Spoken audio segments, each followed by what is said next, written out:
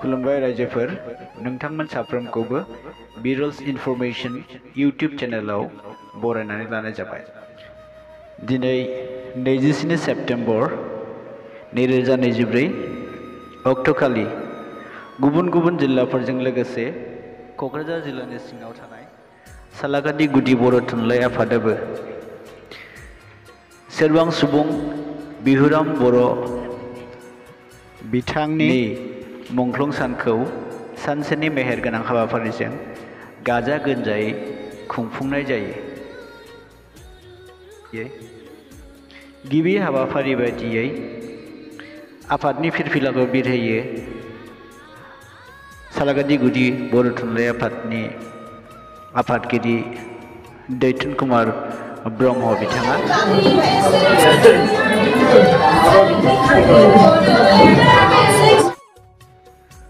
मुंख्लं बिहुराम बर'नि सावगारियाव बिबार बावजेनो सालाकाटि गुदि बर' थुनलाइ आफादनि लोगो आफादगिरि कृपामय ब्रह्म बिथाङा। फुंबिलि 10 रिंगायाव आफादगिरि दैथुन कुमार ब्रह्मनि आफाद सामलायनायाव सेरबां सुबुं बिहुराम बर'नि मुंख्लं सानजों लोब्बा लाखिनानै बिथांनि बर' समाजनो होलांनाय बिहोमानि सायाव सावरायमेल लिंनाय जायो। सावरायमेलखौ बेखेवना होयो सालाकाटि गुदि बर' थुनलाइ आफादनि बारग' आफादगिरि लखिन्दर दैमारि बिथाङा। गथ'खौ बांखांना लानानै बा सन्देखान्थ लाग्राया फाहामहैदोंमोन। बिब्दिनो बिहुराम बर'आ सानै बिदा दंमोन आरो सासे बिनानावबो दं। सावरायमेलाव गाहाय आलासि महरै नुजाफैना सिम्बोरगाव हायार सेकेन्डारि स्कुलनि गोरायुं मानगोनां सानसुमै बसुमतारी बिथाङा सेरबां सुबुं बिहुराम बर' बिथाङा बर' समाजनो होलांनाय बिहोमानि बागै गुवारथारै बेखेवसारना होयो। बिहुराम बर'आ जायखौ साननानै मावदों गावनि लाइयाव मिथिगौ। गोसो गोरबोजों बियो मावसोमदों। सावरायमेलनि उनाव मुर्शिद लक्ष्मीनाथ ब्रह्म बिथांनि आफाद सामलायनायाव थुनलाइ सौरा आयदानि गाव सुजुनाय खन्थाइ आवरायनाय हाबाफारि लानाय जायो। बेयाव गुबुन गुबुन आवरायगिरि बिथांमोना बाहागो लायो।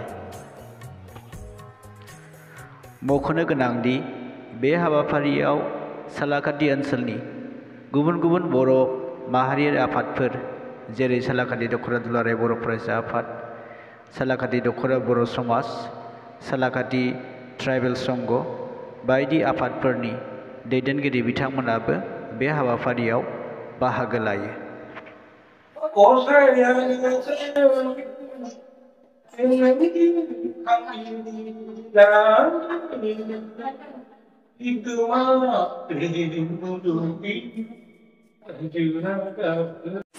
नेनानै था नों दसे आंखौ नों अराय बावनानै दाथां नों दसे जिउनि आंगो लोगोखौ।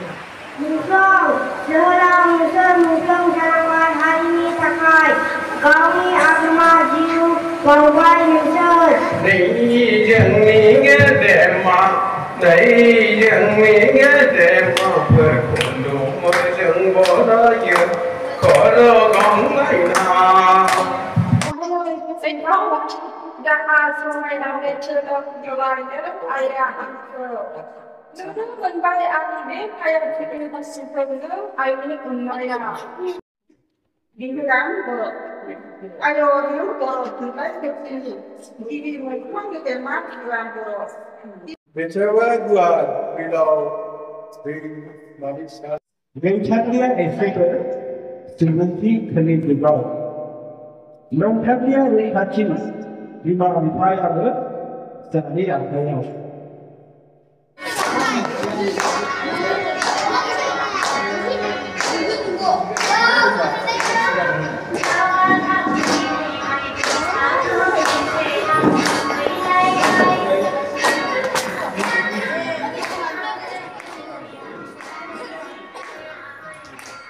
रायजोफोर अब्ला दिनैनि भिडिअआ एसेनोसै गोजोन्थों खुलुमबाय।